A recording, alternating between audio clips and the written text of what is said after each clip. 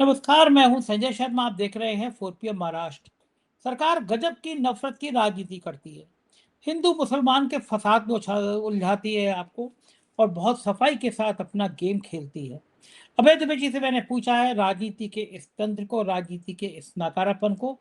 आप सुनेंगे तो अच्छा लगेगा। चलते हैं अभय दुबे जी के पास। 4 PM न्यूज नेटवर्क में बहुत बहुत स्वागत है। अभय दुबे जी आपका। अमित शाह जी वंदे मातरम का अपमान करने वालों को सबक सिखाने के मूड में आ गए हैं। वंदे मातरम का अपमान कौन कहता करता है ये अलग विषय है, लेकिन किसको टारगेट किया जाता है ये सब जानते हैं। भारत में रहना होगा तो वंदे मातरम कहना होगा। डंडा लेके लोग चले आते हैं। अगर मैं मुसलमान हूं, मैं दिल से कहता हूं कि मैं वंदे मातरम गा भी सकता हूं, सम्मान भी कर सकता हूं, लेकिन कोई मेरे सड़क पे आए, मोहल्ले में मेरे घर पे आएगा, कहेगा भारत में रहना होगा तो वंदे मातरम कहना होगा, गाना होगा, तो मैं ये कहूंगा किसी के बाप का हिंदुस्तान थोड़ी ना है। सभी का खून है यहाँ की मिट्टी में शामिल, किसी के बाप का हिंदुस्तान थोड़ी ना है। ये क्या तरीका है? दुनिया चांद पे जा रही है, हम केवल कावड़ यात्रा, झंडे, वंदे मातरम। अरे देश का सम्मान दिल से है। मैं पिक्चर देखने जाता हूँ, लोग शराब के नशे में धुत होते हैं, राष्ट्रगान बजता है, झूमते झूमते खड़े होते हैं। क्या पिक्चर के पहले ही राष्ट्रगान बन जाए तो सम्मान हो जाएगा? ये क्या, कौन सी संस्कृति को डेवलप कर रहे हैं? राष्ट्र का सम्मान तो दिल से, आत्मा से है। कौन भारत में ऐसा होगा जो भारत को, वंदे मातरम को प्यार नहीं करता होगा? ये तमाशा किस लिए करने का प्लान है? देखिए, जब आप देश की बुनियादी समस्याओं को नहीं हल कर पाते हैं, जब आप प्रतियोगी परीक्षाओं के पर्चे भी नहीं ठीक से आयोजित कर पाते हैं, जब आप बेरोजगारों को नौकरी नहीं दे पाते हैं, जब आप महंगाई कम नहीं कर पाते हैं, जब आपको झूठे जीडीपी के आंकड़े देने होते हैं, जब 100% टैरिफ लगाने जा रहे हैं, उसके लिए कानून अमेरिका में पास करने जा रहे हो और आपके पास उसका कोई प्रतिकार नहीं है, आप उसके खिलाफ बोल भी नहीं सकते, तब आप इस तरह के फालतू, खोखले, बिल्कुल जिनकी तरफ जनता जिनके बारे में सुन के कतई खुश नहीं होती कि वंदे मातरम के खिलाफ जो बोलेगा उसके खिलाफ हम कार्रवाई। कौन बोल रहा है वंदे मातरम के खिलाफ? हिंदुस्तान में एक आदमी खोज के बताइए जो वंदे मातरम के खिलाफ बोल रहा हो। किसको दिलचस्पी है वंदे मातरम के खिलाफ बोलने में? किसको फुर्सत है? लोग जो हैं वो अपनी रोजमर्रा की जिंदगी में फंसे हुए हैं। भारतीय जनता पार्टी ने अर्थव्यवस्था का कबाड़ा कर दिया है। अर्थव्यवस्था की बिल्कुल दुर्गत कर दी है, सब कबाड़ा कर दिया अर्थव्यवस्था का। आज ही मैंने विख्यात अर्थशास्त्री प्रोफेसर अरुण कुमार के साथ एक लंबी बातचीत की है और उन्होंने मुझे जो बातें बताई हैं उससे साफ लगता है कि नरेंद्र मोदी के पास जो खाड़ी युद्ध से उपजी हुई समस्याएं हैं उनका कोई भी इलाज नहीं है कतई। खाड़ी युद्ध से पहले भी भारत की अर्थव्यवस्था की हालत अच्छी नहीं थी, लेकिन खाड़ी युद्ध के बाद तो बहुत ही बुरी हालत हो चुकी है। रोजगार नहीं है लोगों के पास। हालत यह है कि जो तेल के दाम लगातार बढ़ रहे हैं और जो ऊर्जा संकट भारत के ऊपर टूट पड़ा है, ये दूसरा गल्फ वार हो रहा है। एक तरह से बीच में बहुत बड़ा गैप हो गया, इसलिए मैं इसको दूसरा गल्फ वार, दूसरा खाड़ी युद्ध कहता हूं। ये स्थिति बनी हुई है और वो कह रहे हैं कि हम कानून बनाएंगे कि भारत में जो वंदे मातरम का अपमान करेगा उसको सजा मिलेगी। अमेरिका जो कानून बना रहा है उसके बारे में क्यों नहीं सोचते? अमेरिका क्या कानून बना रहा है? जो रूस से तेल लेते हैं उनके ऊपर 100% टैरिफ लगाया जाएगा। रूस से तेल कौन लेते हैं? उस लिस्ट में 5 जो नाम है उसमें भारत का नाम है। इसके बाद एक कानून, एक लॉ 301 है, उसके तहत जो फोर्स लेबर है यानी जबरिया जो श्रम करवाया जाता है उसमें भी भारत का नाम है। 60 देशों की सूची में ही भारत का नाम है। अमेरिका ने कह रखा है कि 60 देशों की सूची में ही भारत का नाम है और 5 देशों की सूची में ही भारत का नाम है। यानी भारत के ऊपर जबरदस्त टैरिफ थोपने के मूड में है अमेरिका, घोषित रूप से। और ट्रम्प कह रहा है Modi is a very beautiful person. तो जो इतना ब्यूटीफुल पर्सन है, आप उसके ऊपर टैरिफ का डंडा क्यों चला रहे हैं भाई? आप भारत के ऊपर तरह तरह के दबाव डाले जा रहे हैं कि एक ट्रेड डील दे दे वो अमेरिका को भारत। उस ट्रेड डील में भारत अपना पूरा एग्रीकल्चर सेक्टर, पूरा कृषि क्षेत्र खोल दे। ये इन सब चीजों को तो आप हल नहीं कर पा रहे हैं। आप इसमें लगे हुए हैं जो वंदे मातरम का अपमान करेगा उसके खिलाफ हम कानून आएंगे। बना दीजिए कानून। ठीक है, आपके पास नंबर्स हैं, आपके पास संख्याएं हैं, आप कानून बना दीजिए। उससे क्या फर्क पड़ेगा? उससे देश की क्या कोई समस्या हल होगी? कोई समस्या इस देश की हल नहीं होगी।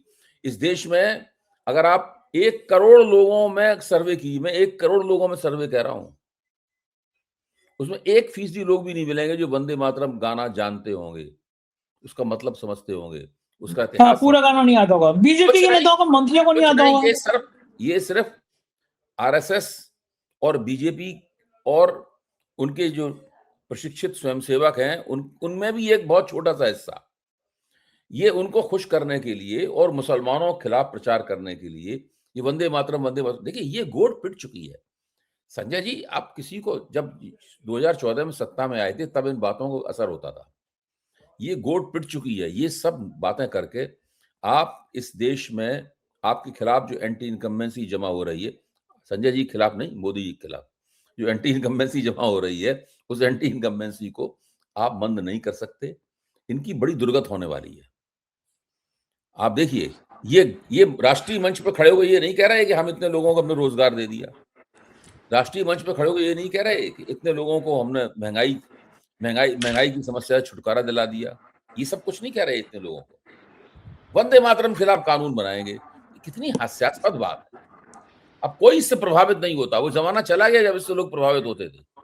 ये सब बहुत ही घिसी-पिटी बातें हो चुकी हैं।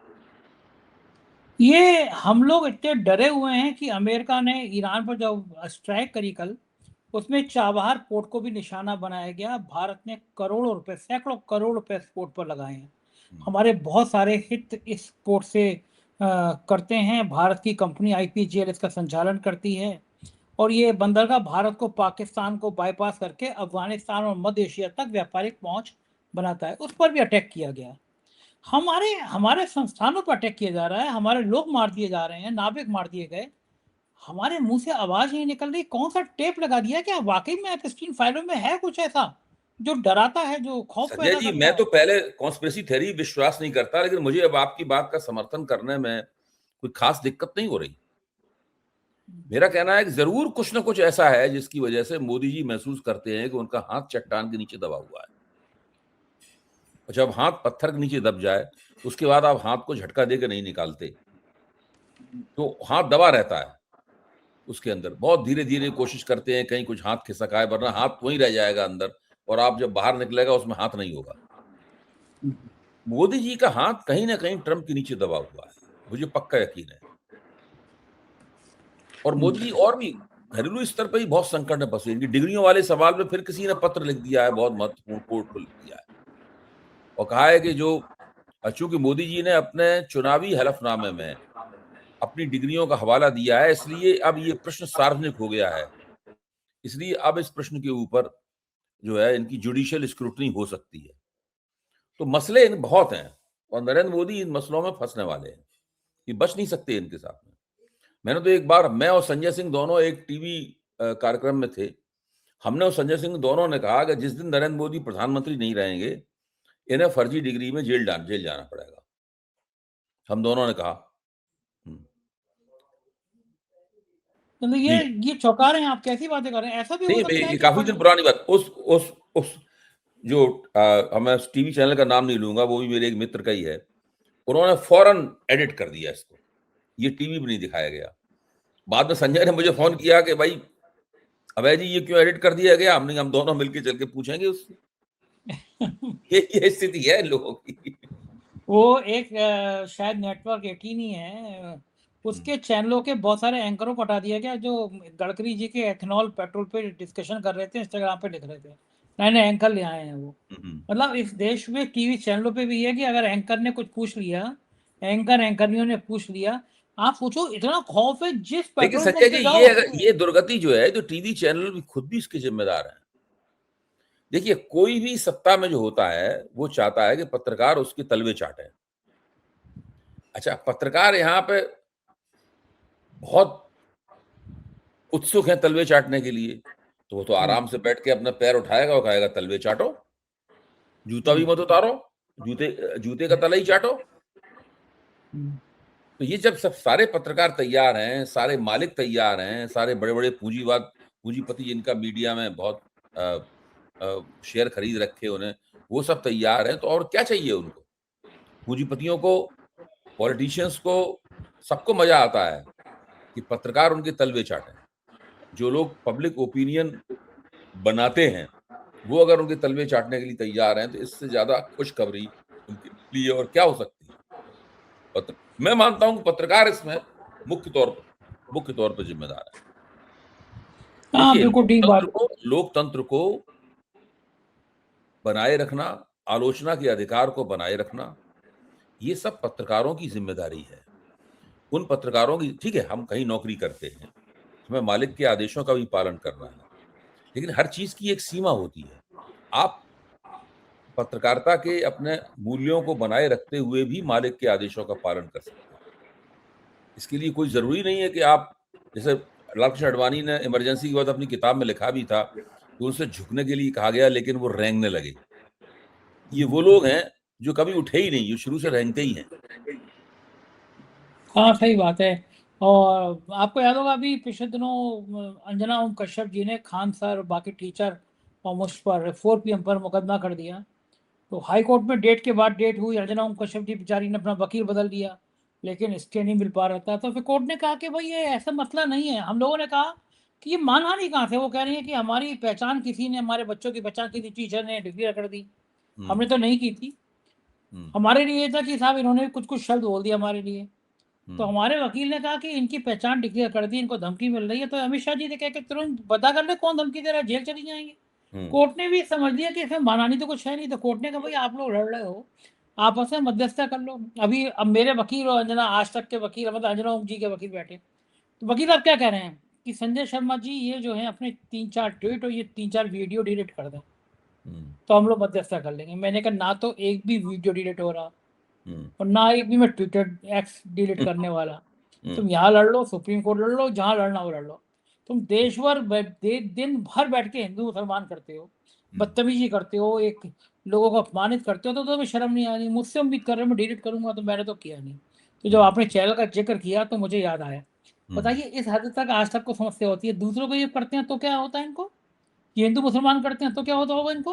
हुँ। तो इनको शर्म नहीं आती है क्या भाई?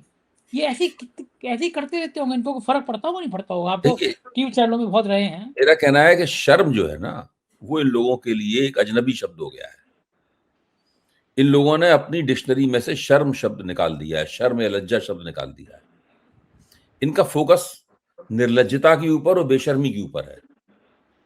जब ये डिक्शनरी खोलते हैं तो एक ही शब्द दिखाई पड़ता है, निर्लज्जता और बेशर्मी। शर्म और लज्जा शब्द इन्हें नहीं दिखाई पड़ता।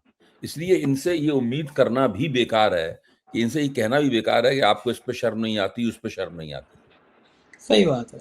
देखिए, जिस दिन इस देश से भारतीय जनता पार्टी की सरकार जाएगी, नरेंद्र मोदी की सरकार जाएगी, उस दिन बीजेपी वालों का क्या होगा, मुझे नहीं पता। मैं उसकी कल्पना भी नहीं करना चाहता।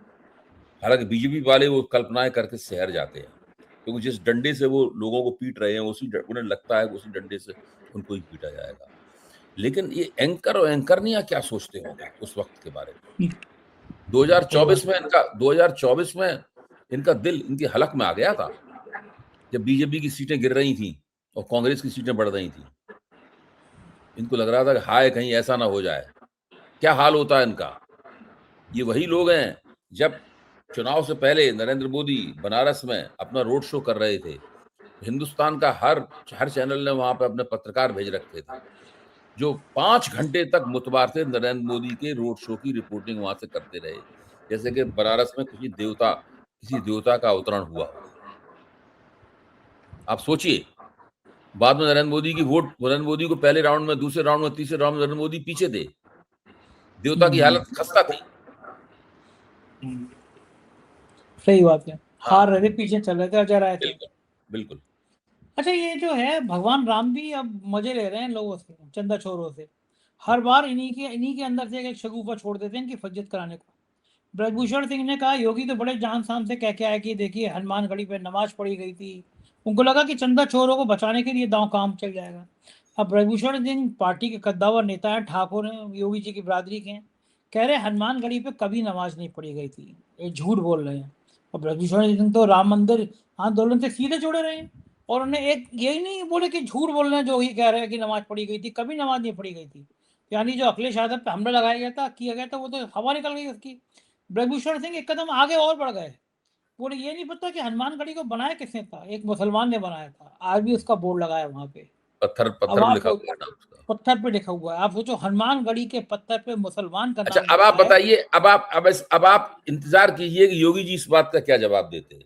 ये कहेंगे बुलडोजर चला दूंगा मैं, मुसलमान का नाम कैसे नहीं नहीं लिखा है। नहीं नहीं, राष्ट्रीय स्वयंसेवक संघ के प्रवक्ता इस बात का क्या जवाब देते हैं, वो तमाम चैनल इस बात का क्या जवाब देते हैं। मैं तो सवेरे से यही सोच रहा हूं, जब से मैंने बृजभूषण शरण सिंह का ये बयान पढ़ा है, तब से मैं सोच रहा हूं कि मुझे देखना ही चाहिए कि इसका जवाब वो लोग क्या देते हैं। संजय जी, कोई जवाब नहीं आएगा। हवा अब खराब आप होगी। सोचिए, उत्तर प्रदेश का मुख्यमंत्री किस किस्म का इंसान है, सोचिए आप।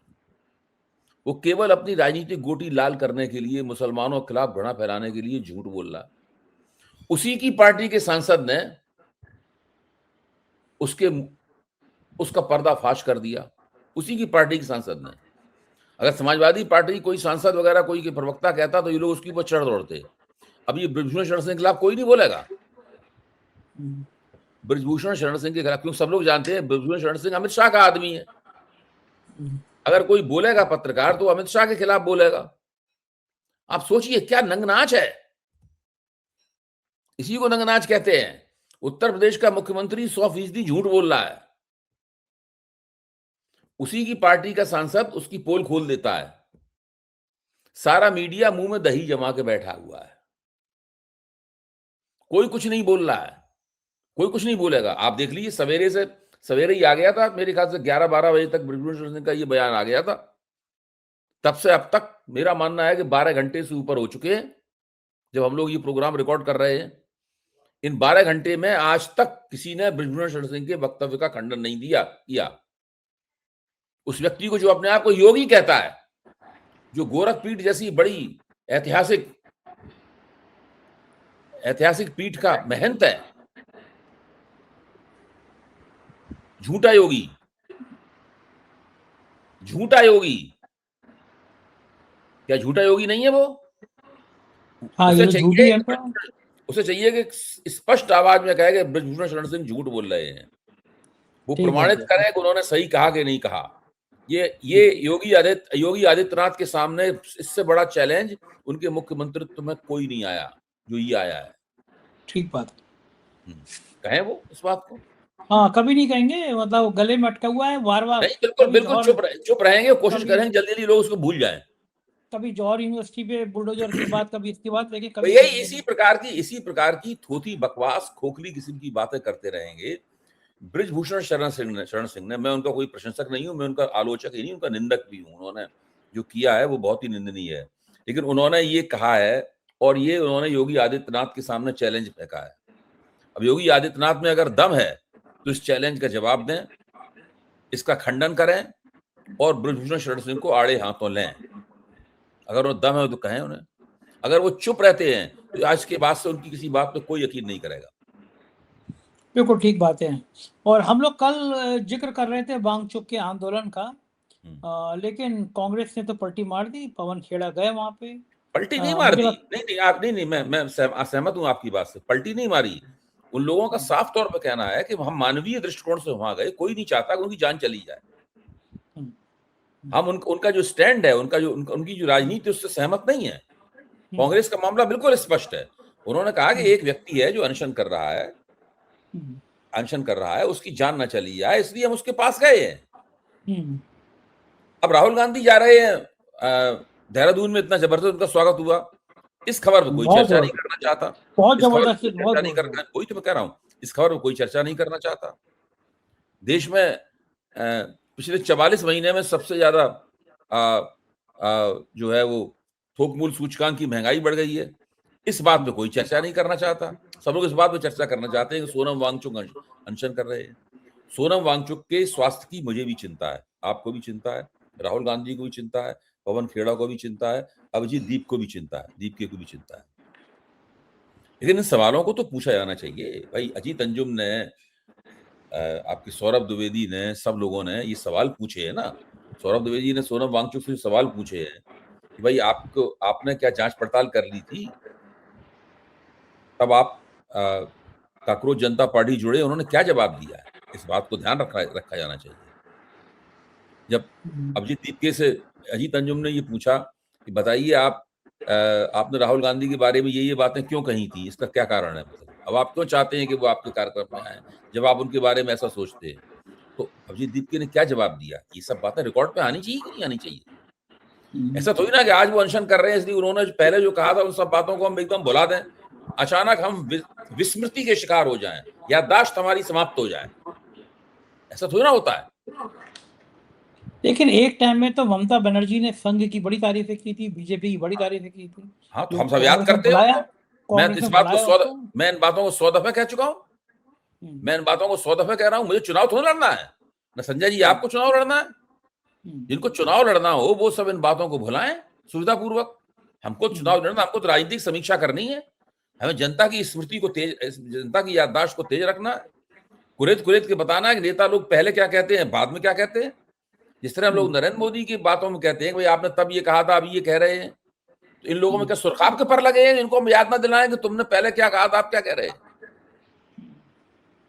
अच्छा, लेकिन जिस हिसाब से वांगचुक को पूरे देश से समर्थन मिला, फिर आपने वही बात उसने कर दी पूरे देश का।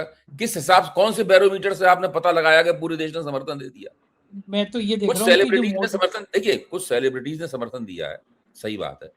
समर्थन मैंने भी दिया है, समर्थन मैंने भी दिया है, क्यों? मैं ये नहीं चाहता कि उनके स्वास्थ्य को नुकसान पहुंचे। लेकिन ये कहना कि पूरा देश उमड़ रहा, अगर पूरा देश उमड़ रहा होता तो सुबह से जब तक वो भाषण देते हैं तब तक कुछ 100 लोग उनके होते हैं वहां पर, जो भाषण देते हैं तब 1000 लोग जुड़ जाते हैं। जो पहले दिन 5000 लोग आए थे वो भी नहीं आए आज तक वहां पर। वरना अगर सारा देश समर्थन दे रहा होता और सारे नौजवान समर्थन दे रहे होते तो अभी जंतर मंतर पर खड़े होने की जगह नहीं मिलती। ऐसा कौन सा जनता उमड़ रही जंतर मंतर पे? आप अपना रिपोर्टर भेज के पता लगवा लो, गिनती करवा लो प्रति घंटे की रफ्तार से। 12 घंटे में किस घंटे, कितनी देर में कितने आते हैं वहां पर, गिनती करवा लो वहां पर। ये मीडिया जनित तूफान है। चाय के प्याले में तूफान जो आता है ना, ये मीडिया के प्याले में आया हुआ तूफान है। इसके जरिए कहा जा रहा है कि पूरा देश ऐसा कह रहा है। पूरा देश, वही बात है कि फलाने नेता के स्वर्ग, फलाने नेता की आज पुण्यतिथि है, पूरे संपूर्ण राष्ट्र ने उन्हें, कृतज्ञ राष्ट्र ने उन्हें श्रद्धांजलि दी। तो हम लोग जनसत्ता में थे तो हंसते थे, राष्ट्र में कौन श्रद्धांजलि दे रहा है भाई इस नेता को। उसी टाइप की बात है कि पूरा देश उनके साथ है। उसी तरह की बात है कि पूरा देश मोदी जी के साथ है। हम जानते हो 33% वोट मिलता है। बिल्कुल ठीक बात है। बहुत तो ऐसे सोशल मीडिया पे बन ही रहा है। माहौल सोशल मीडिया पर रहा है। मैं कह रहा हूँ मीडिया जनित तूफान है ये। हम नहीं सच बोलेंगे तो कौन सच बोलेगा? कब तक खत्म हो जाएगा आपके हिसाब से? 20 तारीख है ना, देखो 20 तारीख पे मोदी तय करेंगे कि आंदोलन किस घाट उतरेगा। बिल्कुल ठीक बात है। हमें हम लोग इंतजार रहेगा, 20 को डिस्कस करेंगे। बहुत बहुत शुक्रिया अभय जी, आपने समय दिया, बातचीत की, थैंक यू। ये थे अभय द्विवेदी जी और उन्होंने विस्तार से बताया कि सरकार की कार्यशैली क्या है, सरकार किस तरह आपका शोषण कर रही है, सरकार किस तरह तंत्र को खत्म कर रही है, आपके लोकतांत्रिक अधिकारों की हत्या कर रही है। आपको सिर्फ अब्दुल की चूड़ी टाइट करने तक के ख्याल तक सीमित रखा जा रहा है। नेताओं के बच्चे विदेश में पढ़ रहे हैं, मौज कर रहे हैं और आपको हिंदू मुसलमान में उलझा रहे हैं। आप क्या मेरी बात से, अभय द्विवेदी जी की बात से सहमत हैं? कमेंट करके जरूर बताइएगा। शुक्रिया, थैंक यू।